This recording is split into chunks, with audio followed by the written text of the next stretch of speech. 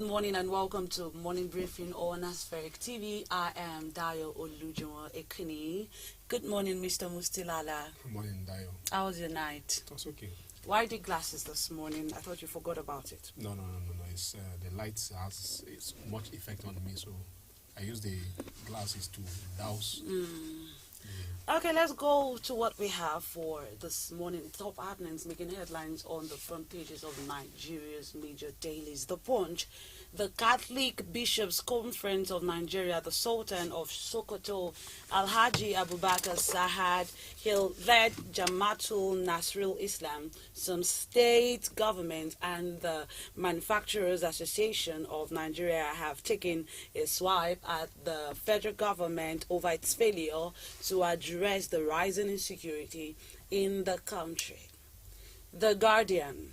1 week after terrorists attacked a train in Kaduna State, the Nigerian Railway Corporation NRC yesterday said that 168 passengers are yet to be accounted for. Vanguard. Leader of the Jamaatul Nasrul Islam, JNI, and Sultan of Sokoto, Muhammad Sahad Abubakar the third, said yesterday that any government that cannot provide security for its citizens had no moral justification to exist. The Nation. The battle for the 2023 presidential ticket of the People's Democratic Party, PDP, has split the main opposition platforms into three camps. The division underscores the protracted disagreement over zoning ahead of the primary. Daily Trust, the son of the IG Ibrahim Maman Safi, incumbent commissioner of security and home affairs in Zamfara, has been shot dead. Of course, this happened some days back. I don't know why this happened.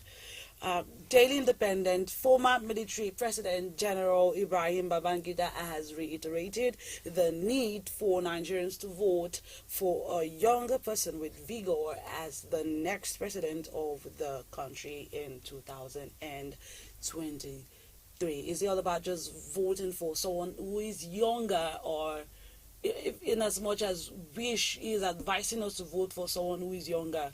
It's not just a younger person we need to rule this country. It's not just a younger person, but someone who is selfless and has the nation in heart. Okay, right now we'll go on a quick break, and when we come back, we'll get to give you the news and analyze.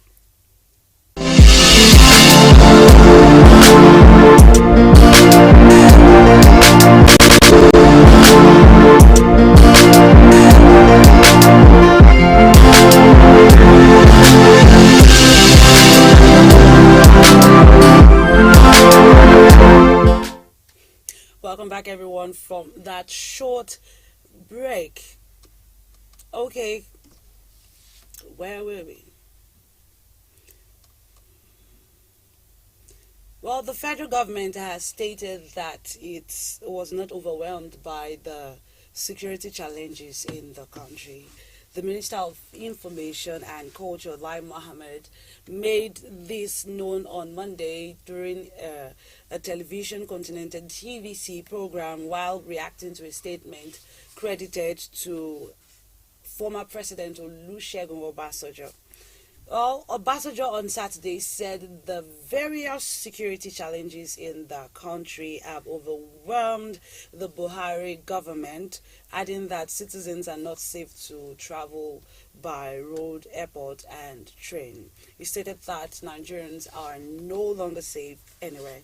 Reacting, Mohammed stated that the former Nigerian leader was wrong to have said the federal government was overwhelmed by rising insecurity in the nation. The minister said the military has recorded a string of successes against Boko Haram in the northeast and has also curtailed their nefarious activities in the region.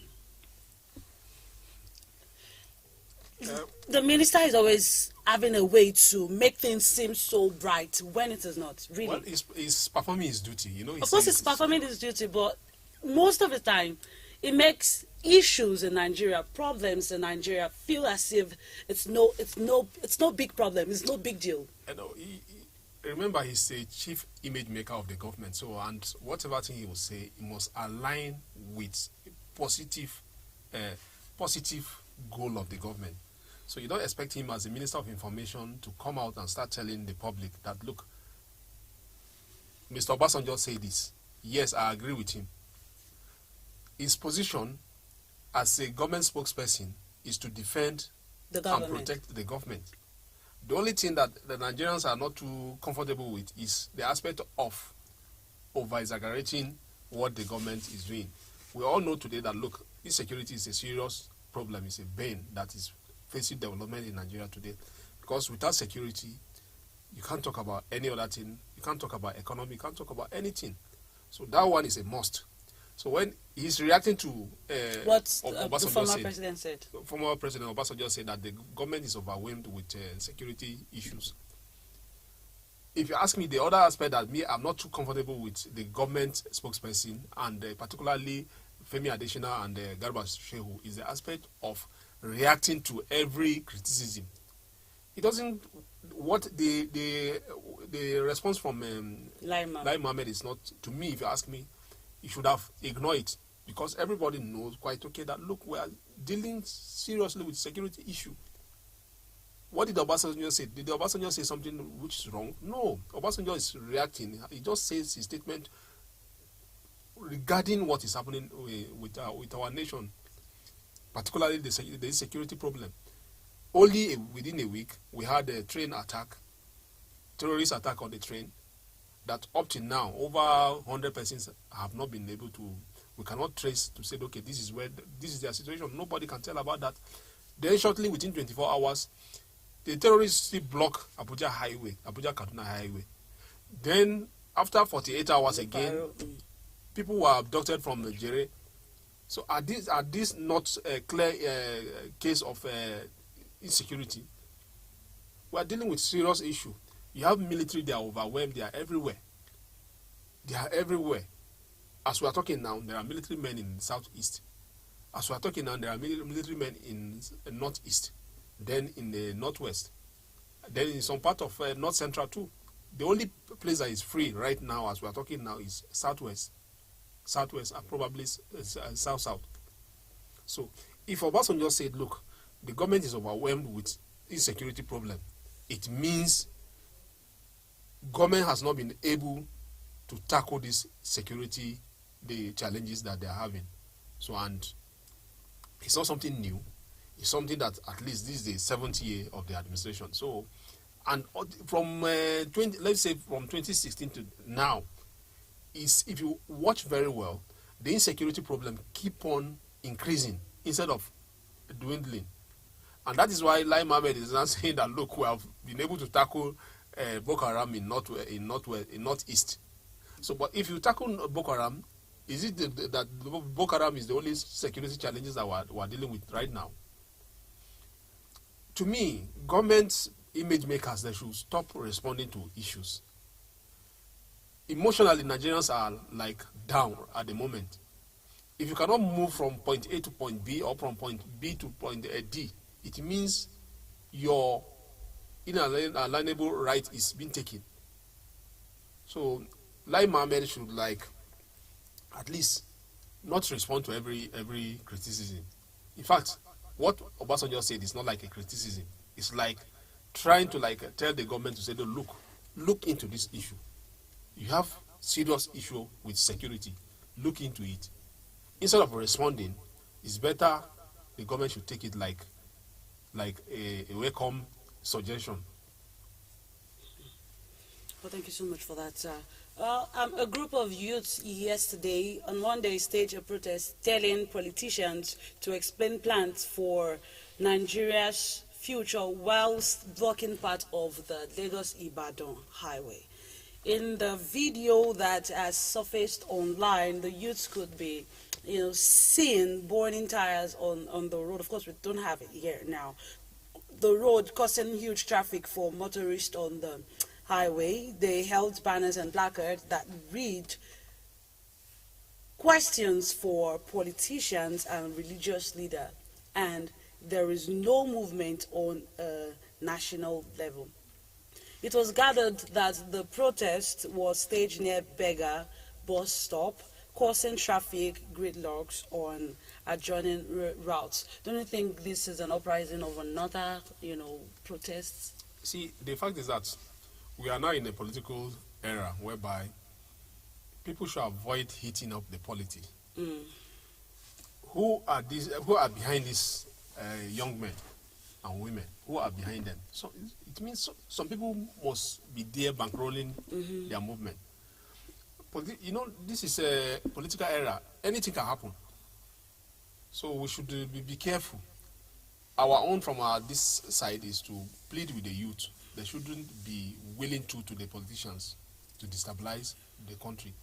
We should just be mindful of our action and utterances and what we do. We should just believe that, look, we don't have any other country than Nigeria. If we should do anything to Nigeria, it's we, the same way, that will suffer the consequences.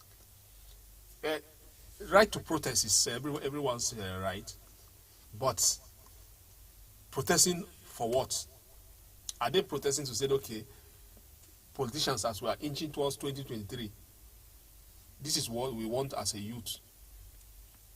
As youth of Nigeria, we want equal rights, we want equality, we want better life, we want this. Are they saying that? I can't even understand what they are demanding. So that is the truth. This is Lagos. Lagos is a very volatile place. Any protest could take any dimension. Remember the issue of NSAS, how it ended. So, and I believe that police, all the authorities in Lagos, they are not too comfortable with protests, especially a protest that just surfaces, just without arrangement. Recall that NSAS protest was going on well until, according to some conspiracies, that government now came and sponsored some talks, miscreants that attacked the NSAS protesters. Why NSAS was okay? It was okay because it was a well-structured and well-planned protest. At least for 1 week, we saw what happened. But when a protest like this one, that they just came up, you don't know how, you don't even know who are the organizers of the protest. It can take any dimension. It can take any form. So youth should not make themselves a willing tool for the politicians to destabilize the country. That is the message that we'll put across. The Anambra State Governor, Professor Charles Soludo, has declared an official end to the Monday sit-at-home order in Anambra State. He made the announcement in a statement on Monday, 4th of April 2022, where he promised that all areas of concern will be looked into. The governor added that the government is determined to go after criminals threatening the peace and development of the state. Soludo also disclosed that a peace and reconciliation committee with the mandates to look into and make recommendations on how to address challenges that led to the declaration of the seats at home would soon be constituted. So, well, the governor, is a new governor. Yes. And he's someone that people around Nigerians, they are looking on to say, look, based on his pedigree as someone that is coming from CBN, he's an economist. People now are looking towards him to say, okay, he's going to transform Anambra State. So, can he do that transformation if there is no peace in the state? He's an economist, like I said. Being an economist, he knows quite okay that, look, as long as they sit at home continue every Monday, in Anambra that has this, I think one of the largest market in Nigeria, which is at Onitsha. Then you have Nnewi, and then some other smaller economic town within the state. Every Monday they are sitting at home. It means if they sit at home this Monday, most likely before business activities could peak again, it should be on Wednesday. You can see where the danger is coming out from. So it's a market like Onitsha Market, every Monday being shut, it affects the economy of the state. So that is why he's now trying to put up a demand whereby he would solve the grievances of the people. If we're talking about people now, we are talking about IPOP. Although it's a prescribed group, but we'll still mention the name, indigenous people of Biafra. So they are proscribed. They are the one that came up with this issue of sit at home. The governor now has pledged to say, look, we are going to look into the grievances. What caused this sit at home in the first place?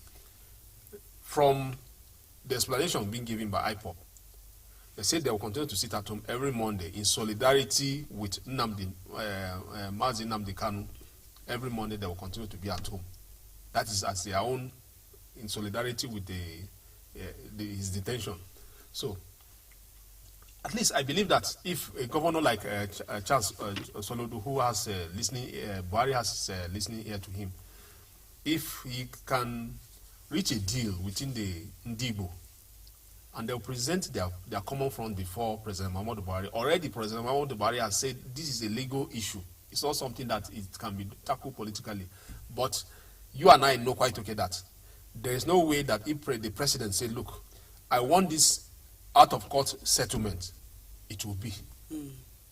So let's, the Indigo, rise around the governor and present a common front before the Mr. President. But before doing that, they also need to meet the leadership of IPOP and as well talk to Mazi Nnamdi Kanu. It's not about securing his freedom from the prison. It's about what he's going to do after he's released from the prison. Is he going to continue with this agitation? Remember that the agitation was taking more of a violence dimension before his arrest. And even up to now, in some part, just on Sunday, 2 federal road safety officials were born alive in a community there, and a series of attacks.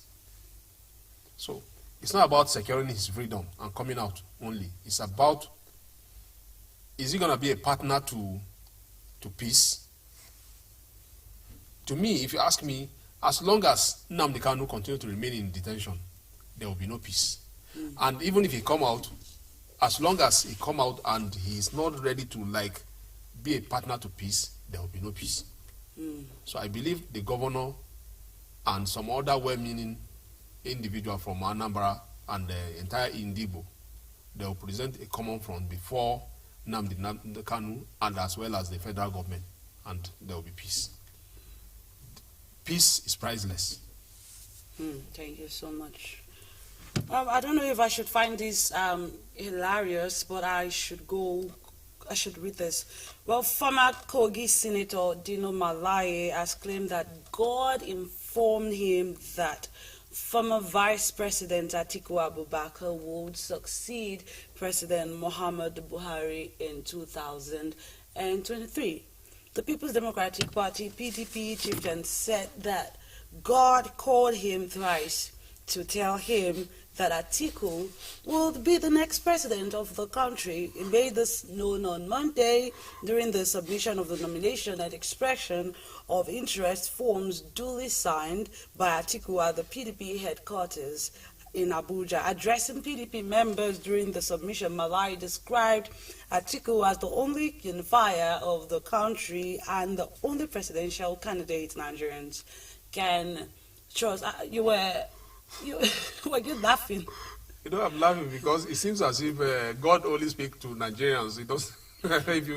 Elsewhere, it seems as if God doesn't speak directly with good leaders. And some of the prophets that have spoken have not really said that God said this is a particular person. Some are like that, but before now, some other prophets will tell you that a prophet from another clan.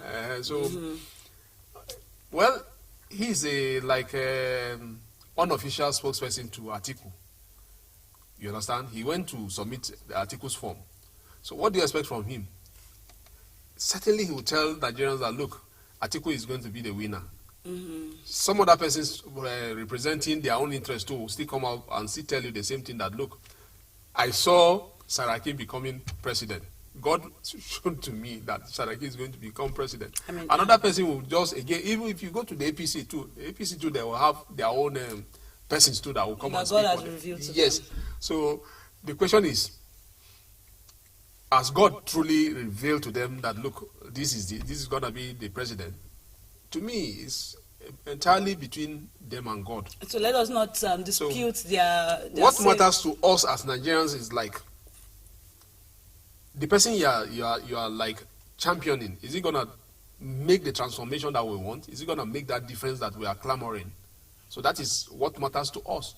The economy today is in bad shape. There is problem with insecurity. At least we should be able to like start analyzing and talking issues, not talking about metaphysical thing that doesn't. No, you understand? There are several countries in the world. Take for instance like China. China doesn't even believe in anything that we believe here. It's the second best economy in the world today. You understand? So we it's like we are religious, but we're not godly. So Dino Melaye is trying to play to the gallery and using our head to say, okay, look, I saw Atiku becoming the president. God revealed to me. Can you describe how the God revealed to him? No, let's be careful. Maybe actually God revealed to him. So we have to wait till 2023 or their primaries to know what's going to happen if truly God spoke to him. Because if a man says God spoke to me, we should be careful and wait for the prophecy to come to pass. Let's just wait and see how God. But me, I believe that look, we have suffered enough. Yeah. God cannot allow us to continue that suffering in 2023. I don't. That is my prayer. I don't pray that we continue. Like, I'm not even particular about Buhari regime. I'm talking about the general suffering that we have experienced, at least from 2019. 2000. Is it 2013? No. 1999 to present. I'm talking about 1999 to present. So we have experienced a lot of suffering here and there, a lot of promises and promises unkept. So let's look forward to a better 2023. Amen. The Nigerian Railway Corporation on Monday disclosed that 146 passengers on the Abuja to Kaduna train are unreachable 6 days after terrorists attacked the train. The managing director of NRC, Fidet Okiria, revealed this in a statement released on Monday. According to him, the number of safe passengers have increased to 186. He noted that 51 contacts on the manifest are either switched off or unreachable since Tuesday morning. Okiria added that 35 phone numbers on the manifest are ringing, but no response from the other end. The NRC managing director noted that 64 numbers on the manifest, when called, responded non-existent. He disclosed that 22 people have been reported missing by their relatives, while 8 persons have been confirmed dead. This is still ringing a bell in my head. Well, we are not. Well, we should commend the NRC. At least people were expecting that. Look, the NRC, the Nigeria Railway Corporation, that they know. They thought it's this normal Nigeria Railway Corporation of a colonial mentality. But if you look at what is happening now, NRC has been issuing press statement since that incident happened on Monday till now. I think about five different press statements have been issued from NRC. At least they are trying to like brief the general public regarding what they are doing. So at least we should commend them for that. Well, the other aspect is the number of phone numbers that they have, that the phone numbers are not reachable, or the phones are ringing, then no callback from the other end. It means something is wrong somewhere. It's either when the accident happened, I call it accident because we are talking about destruction now. But it's beyond that, it's premeditated accident caused by terrorists. When it happened, probably those people's phones were with them, those abducted, maybe they still have their phones with them, then the terrorists now impounded them, or their phones are still within the coaches. Then another possible behind it is, at times some people will just go to the train station, though they apply online, only one person will book for like a family, to say, okay, family, only one person will book with one contact. So when you are calling, you are expecting, and some of them, they will put the contact, maybe some people have like 2, 3 different numbers. The number that they don't use often, they will put it there. You understand? Because of security, some people believe that, look, they value their phone numbers very well. So they will put the phone number that they don't use often. Like in my own case, the phone number that I use for my iPad, my tablet, that is the number that I used to give out like that.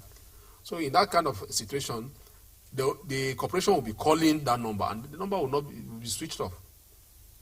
So I believe at the end of the day, those people that have been abducted, after some time, will know they will secure their freedom. We are praying for them to come out alive. So, and NRC too should reach out to the general public. If you are still involved in that incident, please come forward so that they will simplify the NRC job. At least in particular, and the Aspheric, we are commending NRC at least for their emergencies. Every organization must have an emergency plan, such as this. This is unavoidable, but it has happened. What have they done? I believe they are learning their lesson too from this particular incident, and they will do much more better in the future. We pray this is the last such attack. Okay. The Arewa Youth Consultative Forum, AYCF, has spoken out in defense of controversial Islamic scholar Sheikh Ahmed Gumi after renewed calls for the cleric's arrest. Following the recent attack by bandits, terrorists on the Abuja to Kaduna train last week, there have been renewed calls from certain quarters that Gumi be arrested over his links and access to the bandits and their leaders. But the AYCF president, Yerima Shetima, says that the clergyman has done nothing wrong and no one has the right to arrest him. He stated that Gumi has done his best in trying to make the bandits drop their weapons, but some people in government benefiting from the crisis have been sabotaging his effort. Shetima further accused some government officials of deviating funds meant to be used to procure weapons for security agents to fight terrorism. Well, if you Gumi on his own, he said that he has already washed his hands from the issue of bandits. When the court proscribed them as a terrorist group, and it was gazetted by the federal government, he said it. He said, "Look, I don't have anything to do with you people, with bandits, because now they are terrorists." So, and he said it publicly. He issued a statement regarding that. Well, the question of whether he has a link with them, to me, it doesn't arise, because even just recently, one of the gang leader of the Fulani bandit, Bello Truji, who is ravaging Sokoto and Zamfara state, the media granted an interview with a media house, which is a viral video on the social media. I believe that if, just like Erufai said, even the government the military know where these bandits are. That up to now, he doesn't know why. They doesn't want the government wouldn't like to go after them and bomb them. So, to me, if somebody is saying arrest Gumi, arrest him for what? You understand? He went to see the bandit. He went to their camp both in Zamfara, Niger State, and Kaduna State. He went there. It was in public domain that, look, he went there. In Niger State, before he even went there, he went to see the governor, and he had a meeting with them. He said, look, this is what their demand. This is what they want. This is their grievances. All they are there. But if you follow the events, immediately it was pronounced that they are terrorists, he came out publicly. He said, "Look, I don't have anything to do with them again from now on." And since then, he has not been talking again. The Department of State Service (DSS) has been ordered by the Federal High Court sitting in Abuja to pay the sum of 5 million naira to the lawyer of the indigenous people of Biafra, Maxwell Okpara. Justice Zainab Abubakar, in his ruling, ordered the security agency to tender a written apology to Okpara and also publish the same on a national daily. This is coming after the lawyer filed a fundamental rights enforcement suit against the security agency. You noted that he was subjected to degrading treatment when he paid a visit to Nnamdi Kanu at the DSS detention facility in Abuja.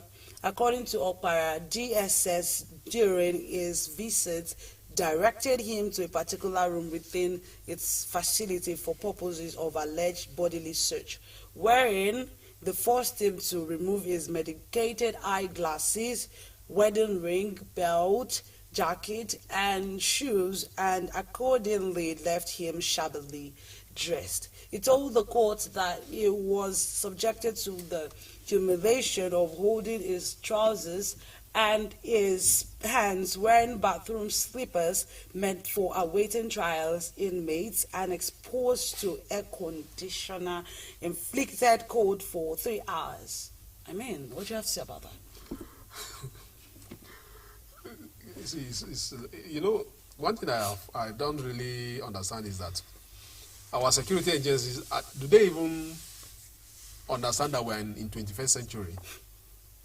It's like they still have this military era mentality of saying you can do anything and get away with it. Otherwise, this guy is a lawyer. He's learned. It's not like an ordinary person. They know quite okay that he's someone that understands everything regarding his fundamental human right.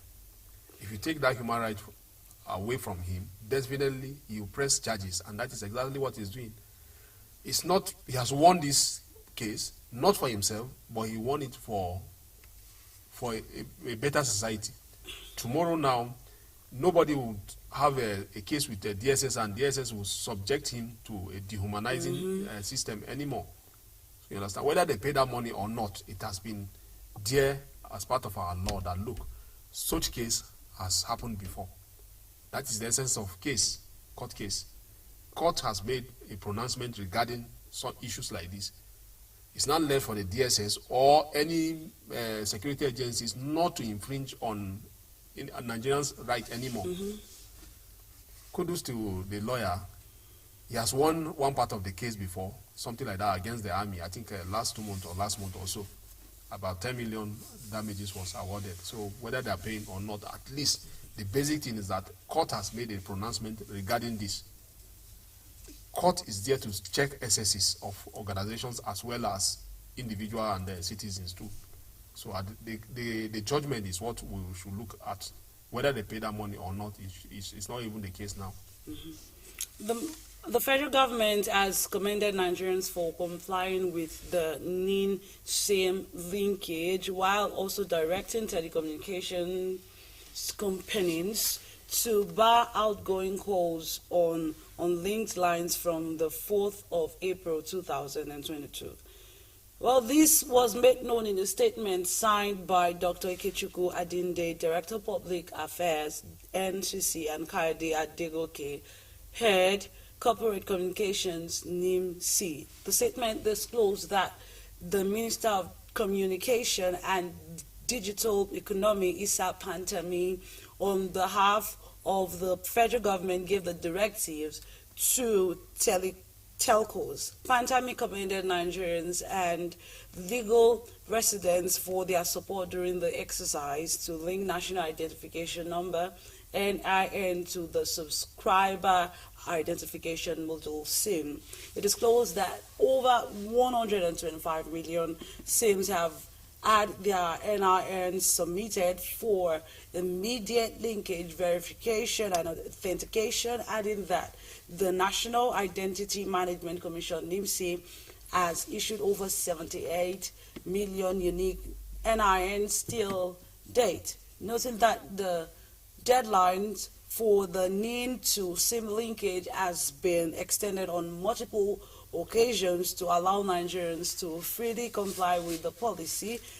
Pantami said the federal government also took into consideration the passionate appeals by several bodies, Association of Licensed Telecoms Operators of Nigeria, ALTON, civil societies, professional bodies, and a host of others for the extension of the deadlines in the past. I think they tried. Yeah, they have tried. Initially it was this lawyer, human rights lawyer, Monday Obani, he went to court and he won that judgment. Federal government decided to extend it based on the judgment. And even after that, again, they gave grace period, which is supposed to expire in December or so. At least they have given enough time. So ordinarily, due to the insecurity today, there is every need for whoever is a Nigerian or residing in Nigeria to be captured on our database. It's only in Nigeria that you could see somebody could walk into Nigeria and do whatever he like without traces. No serious country would take that. You understand? Security, when you're talking about national security, it starts from identification of who is a Nigerian, who is a citizen. They need to capture every Nigerian. Everyone who is a Nigerian need to be captured to say, okay, look, we have a database of who is this, who is that. As it is now, someone is committing a crime in Zamfara. That person, there is every possibility that he could go scot-free because his NIN, national identification, is not captured. And again, capturing of national identification of every Nigerian shouldn't be an end in itself. It should be linked to our national security, whereby if somebody is committing a crime now, that person should have traces. That person should have traces. Today, we're talking about the data bank of Nigerians. We have road safety. They will capture data of someone who is applying for driving license. Then we have CBN too, BVN. We should be able to harmonize everything into a pool of database, which is being domiciled at the National Management. What is the name again? National Identity Management Agency. Yes. They should have that pool to retain it. It shouldn't be splitted here and there. They should make it in a way that, look, the moment in Nigeria, someone who is a Nigerian, someone who is residing in Nigeria is born, the process of capturing his identity should start from that very moment. We should make it like that. It shouldn't be something that, look, we are being compelled to say, go and do your identification. We shouldn't. It's not supposed to be so. It seems as if we Nigerians too, I'm sorry to say this, it seems as if we are stubborn. Till this very moment, government is unless now that the government is now saying that, look, disconnect anybody that is having a phone without a NIN. Otherwise, I believe a lot of people would prefer to be going like that. They don't care. And we're talking about this. It's for our own good as well. We're talking about insecurity. We're talking about bandit. People pay ransom to bandit. How do they pay the ransom? You understand? These are processes that we should understand. That, look, the government is forcing us to do the right thing for our own good as well. Bandits use phone calls. Can't the security agencies trace the phone calls? That is what we're talking about. The moment we don't have anybody using any SIM card in Nigeria that doesn't have NIN, the better for us. So we should support what the government has, the directive by the government. Support them. Whoever is using a line in Nigeria that is not linked to any NIN, it should be disconnected. Because they've tried. Yes. Thank you everyone for staying with us on morning briefing Aspheric TV. I am Dayo Olujumo Ekuni. Thank you so much, Uncle Mustilala, You're welcome. for your analysis. Please, if you have not subscribed to our YouTube channel, kindly do so now, and also follow us on all our social media handles: Facebook at Aspheric News, Instagram at aspheric.news, and Twitter at Aspheric News. Thank you very much, and have a wonderful day. Bye.